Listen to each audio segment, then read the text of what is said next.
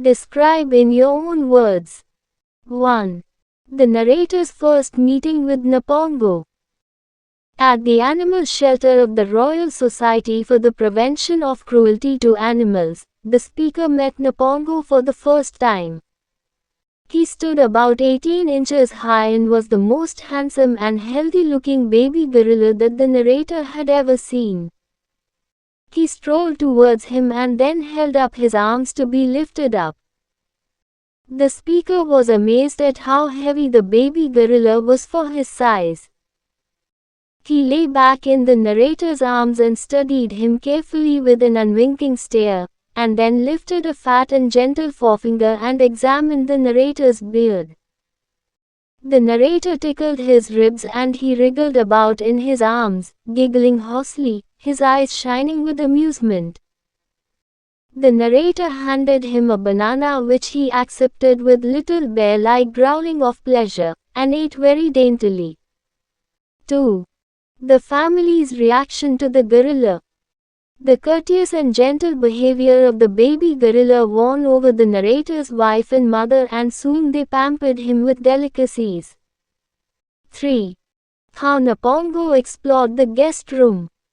In the guest room, Napongo first lay on the sofa for a while.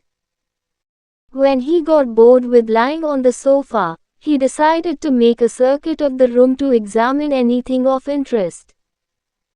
So he walked around slowly like a professor in a museum, pausing now and then to look at a picture, to stroke an ornament, but doing it so gently that there was never any danger that he would break anything. 4. Why the door handle was bent at an odd angle.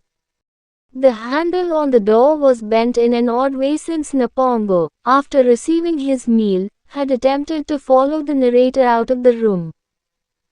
Knowing that the handle, by some magical means, opened and closed the door, but not knowing exactly how to turn it, he had merely pulled it downwards with all his strength.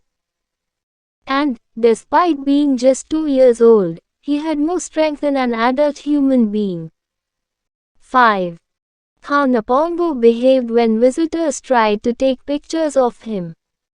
When visitors tried to take pictures of Napongo, he would either loll in the grass with a bored expression on his face, or else, with a wicked gleam in his eye, he would pose for the picture.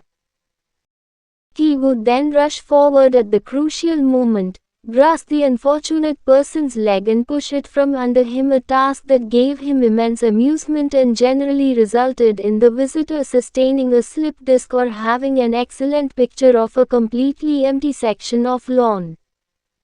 B. Answer the questions with reference to the context. 1. My heart sank and I had visions of having to go back home empty-handed. A. Where was the narrator? B. Why was he there? C. Why did his heart sink? Answer. A. The narrator was at the animal shelter of the Royal Society for the Prevention of Cruelty to Animals. B. He was there to collect a gorilla. C. The narrator's heart sank because, on entering the room at the animal shelter, he first saw a couple of baby chimpanzees sitting on a table thoughtfully chewing bananas, and he feared that he might have to go back home empty-handed. 2. He had liked them, and his enthusiasm at this new addition to his diet had resulted in the map of Japan. A. Who is he? B. How did he draw the map of Japan? C. Where had this map been drawn? Answer. A. He is Napongo, a baby gorilla. B. He drew the map of Japan on the wall in scarlet with the tinned raspberries the narrator had given him to eat. C. The map had been drawn on one wall of the guest room in the narrator's house. C. Think and answer. 1. From your reading of the text, what did you learn about gorillas? Suggested answers. Accept any logical answer. Answer. Gorillas are intelligent animals. Gorillas are well behaved and gentle in nature. They understand human emotions. Gorillas are observant and keenly aware of their environment. Gorillas are fun-loving animals. They are enthusiastic about new food. Gorillas have great strength. 2. What sort of impression do you get of the narrator from your reading of the text? Answer. From the text, we understand that the narrator is very compassionate towards animals, as he showed great care towards the baby gorilla. He even carried Napongo, the baby gorilla, to his home and kept him for a couple of days as his cage was not ready yet. His family pampered Napongo with lots of attention and food. He was an animal lover, and from his experience, he knew a lot about the behavioral patterns of different kinds of apes. 3. How has the narrator described these events? How does the description make the extract more interesting? A. The map of Japan on the wall. B. Napongo posing for pictures. Answer. The speaker's descriptive narrative in the first person immediately captures the reader's attention. The narrator's use of humor, for instance, Napongo's drawing of something like a map of Japan on the guest room wall, or his pulling a photographer by the leg, giving the person either a slip disc or an excellent picture of an empty section of the lawn at the zoo, adds a comic element to the text.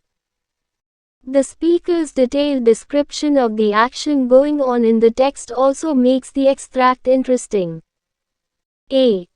The narrator is imaginative. He takes up simple situations and describes them humorously. His narrative style engages the reader.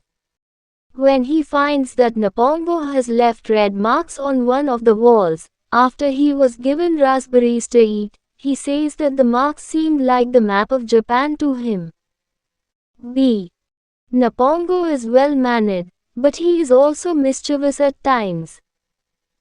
When he knows that a visitor is eager to click his photograph, he poses for him with a wicked smile on his face. But then he would suddenly rush forward and pull the person's leg from under him.